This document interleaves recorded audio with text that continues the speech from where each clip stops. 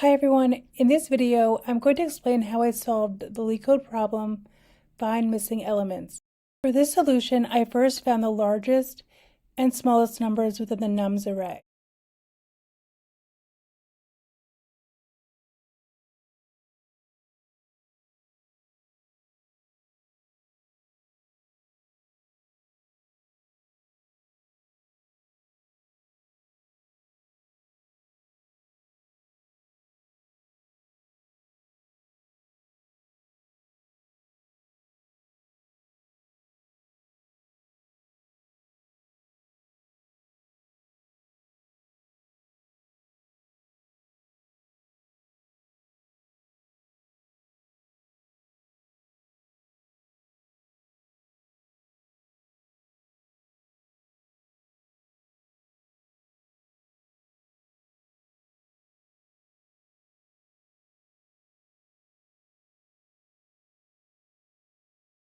Next, I created a new array called range that will contain all the numbers between smallest and largest.